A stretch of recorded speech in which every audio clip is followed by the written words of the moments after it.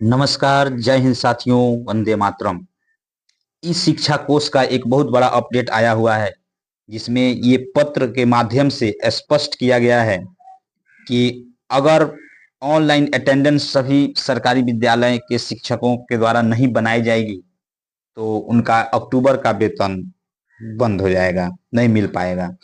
आइए इस पत्र पर चर्चा करते हैं, जो डॉक्टर एस सिद्धार्थ, अपर मुख्य सचिव शिक्षा विभाग, बिहार सरकार के द्वारा निकाली गई है।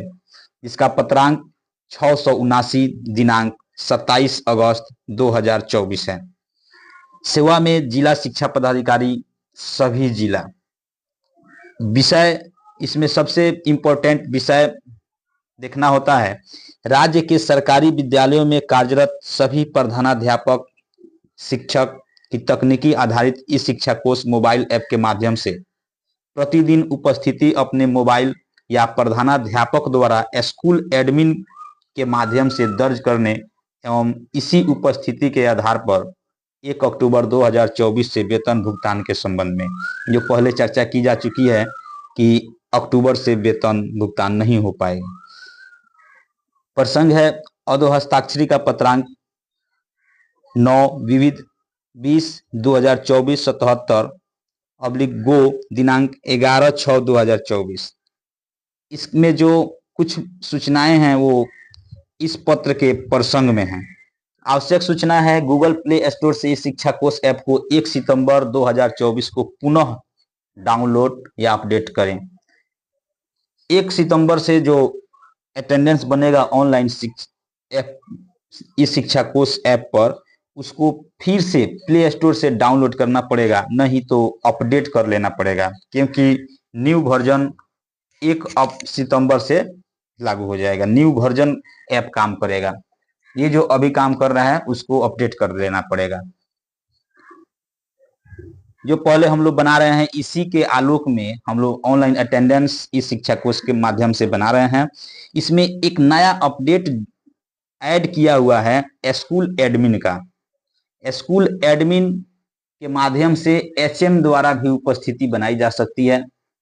अगर किसी शिक्षक का मोबाइल काम न करे, डेड हो जाए, बैटरी नहीं रहे, टावर नहीं आए, तो स्कूल एडमिन के माध्यम से भी उपस्थिति दर्ज की जा सकती है। स्कूल इन और स्कूल आउट सब एचएम के द्वारा किया जा सकता है। दो विकल्प हो गया, एक टीचर अपने मोबाइल के माध्यम से अटेंडेंस बनाएंगे और दूसरा स्कूल एडमिन यानी एचएम के मोबाइल से अपना अटेंडेंस दर्ज करेंगे। अगर किसी टीचर का टीचर आईडी नहीं प्राप्त होगा, तो स्कूल एडमिन लॉगिन करके उससे अपना टीचर आईडी प्राप्त किया जा सकता है। विद्यालय प्रांगण में अपनी हाजिरी दर्ज करना है, हम लोग सब कोई जानते हैं। विद्यालय के प्रांगण में ही 500 मीटर की परिधि में रहने की स्थिति में प्रधानाध्यापक और शिक्षक अपने मोबाइल से या स्कूल एडमिन के मोबाइल से अटेंडेंस दर्ज करेंगे। नेक्स्ट है, विद्यालय के बाहर अगर कोई ड्यूटी कर रहे हैं तो मार्क ऑन ड्यूटी करना पड़ेगा, जिसमें मार्क ऑन ड्यूटी पर लॉगिन जा करके और मार्क आउट करना पड़ेगा, मार्क इन करना पड़ेगा, जो भी प्रोसेस है हम लोग करेंगे। अब विकल्प सेकंड जो यहाँ पर दिखा रहा है, प्रधानाध्यापक द्वारा स्कूल एडमिन के माध्यम से प्रधानाध्यापक या शिक्षक की उपस्थिति दर्ज करने की प्रक्रिया, सेम प्रक्रिया है जो हम लोग अपना मोबाइल में दर्ज करते हैं, उसी तरह से प्रधानाध्यापक में दर्ज करेंगे। एक नया उसमें बॉटम आएगा, इसमें नया अपडेट यही है, ये जो है टीचर मास्टर डाटा, जो स्कूल एडमिन में ही मिलेगा।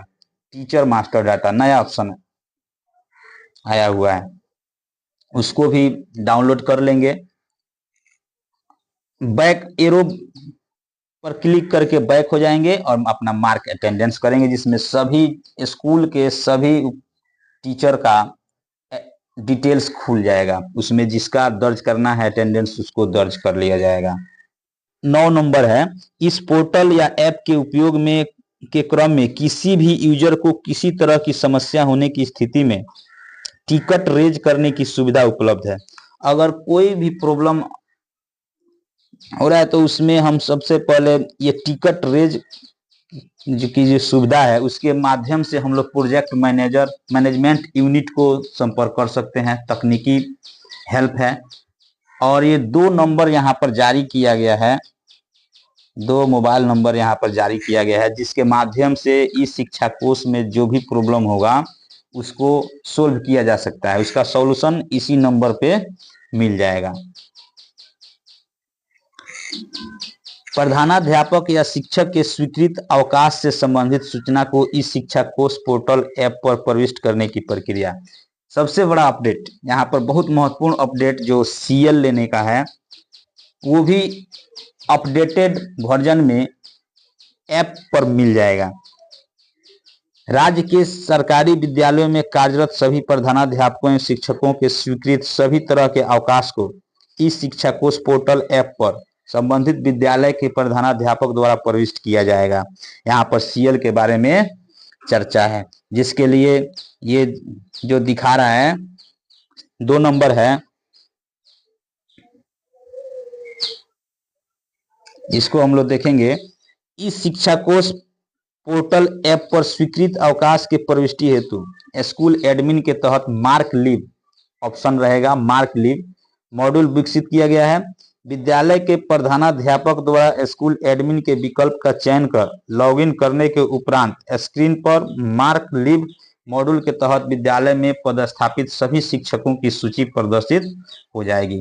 और जिसको सीएल एसएल जो भी लेना है वो उस पर मार्क करेंगे और प्रधानाध्यापक के द्वारा लिखित आवेदन के आधार पर सीएल स्वीकृत होगा। विद्यालय के प्रधानाध्यापक केवल लिखित आवेदन के आधार पर स्वीकृत अवकाश ही इस शिक्षा कोष पोर्टल ऐप पर प्रविष्ट करना सुनिश्चित करेंगे। साथ ही अवकाश स्वीकृति से संबंधित सभी लिखित आवेदन को गार्ड फाइल में अनिवार्य रूप से संधारित करेंगे। जो भी एप्लीकेशन शिक्षकों द्वारा दिया जाएगा प्रधानाध्यापक को, उसको सुरक्षित एक फाइल में संधारित करेंगे। किसी भी परिस्थिति में एसएमएस व्हाट्सएप के माध्यम से अवकाश हेतु किए अनुरोध के आधार पर अवकाश की स्वीकृति प्रविष्टि नहीं की जाएगी। यहाँ पर बताया गया है कि एसएमएस या व्हाट्सएप के माध्यम से विचार नहीं किया जाएगा। ये यहाँ पर पॉइंट कुछ गड़बड़ लग रहा है, क्योंकि ये कैजुअल लीव जो होता है, आकस्मिक अवकाश, ये अचानक होता है और उसके लिए थोड़ा इस पर विचार करना चाहिए कि पहले से तो पता होता नहीं है आकस्मिक अवकाश लेने के लिए, कभी कभी उस पर ये सोचना चाहिए। चलिए, सरकार की जो नियम है उसको तो फॉलो करना होगा। यदि किसी आपातकालीन स्थिति परिस्थिति विशेष के कारण किसी प्रधानाध्यापक या शिक्षक द्वारा समय से अवकाश के लिए आवेदन नहीं किया जा सका है, तो ऐसी स्थिति में प्रधानाध्यापक या शिक्षक विशेष द्वारा अवकाश के उपभोग के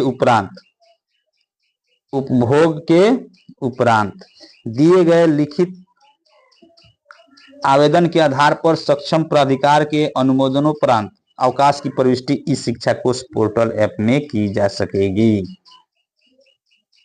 इसके बाद है मोबाइल ऐप पर ऑनलाइन दर्ज उपस्थिति के आधार पर 1 अक्टूबर 2024 से वेतन भुगतान की प्रक्रिया।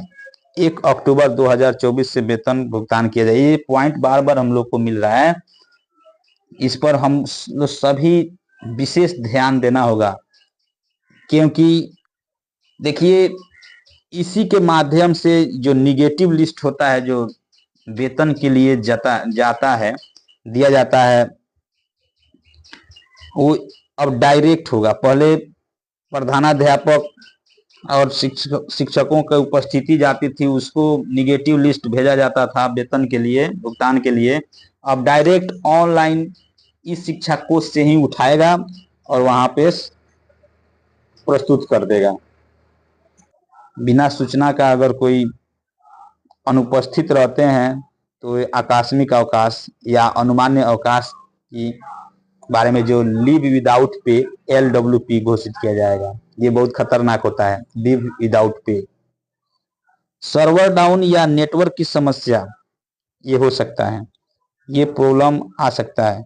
सर्वर डाउन या नेटवर्क की समस्या या कोई अन्य तकनीकी समस्या के कारण यदि प्रधानाध्यापक या शिक्षक अपनी उपस्थिति दर्ज नहीं कर पा रहे हैं तो ऐसी स्थिति में शिक्षक द्वारा भौतिक रूप से उपस्थिति पंजी में दर्ज उपस्थिति के आधार पर वेतन का भुगतान किया जाएगा। ये बहुत बढ़िया पॉइंट है। अभी भी जो ऑफलाइन हम लोग अटेंडेंस बनाते हैं रजिस्टर में, वो पूर्णतः लागू रहेगा, क्योंकि सर्वर डाउन या नेटवर्क की प्रॉब्लम आने पर वही रजिस्टर हम लोग को काम आएगी। उस पर निश्चित रूप से डेली उपस्थिति बनाना है भौतिक रूप से, जो समय पर काम आएगा। राज्य के सरकारी विद्यालयों में कार्यरत सभी प्रधानाध्यापक शिक्षकों का मोबाइल ऐप के माध्यम से पाबंदी के संबंध में सामान्य प्रशासन विभाग बिहार सरकार का पत्रांक 12/9/2022, ये जो 12/9/2022 का जो लेटर था उसका नियम इसमें लागू रहेगा। उसमें भी बहुत निर्देश दिया गया है, वो पूर्णतः इसमें लागू रहेगा। अतः निर्देश दिया जाता है कि राज्य के सरकारी विद्यालयों में कार्यरत सभी प्रधानाध्यापकों एवं शिक्षकों की ई शिक्षा कोष मोबाइल ऐप पर प्रतिदिन उपस्थिति दर्ज कराना सुनिश्चित किया जाए, ताकि सभी प्रधानाध्यापकों एवं शिक्षकों का 1 अक्टूबर 2024 से वेतन भुगतान में किसी तरह की कठिनाई उत्पन्न न हो। विश्वासभाजन doctor S Siddharth. Doctor S Siddharth ने ये पूरा क्लियर कट कर दिए हैं कि बिना ऑनलाइन अटेंडेंस का वेतन भुगतान अक्टूबर से नहीं किया जाएगा। बहुत बहुत धन्यवाद।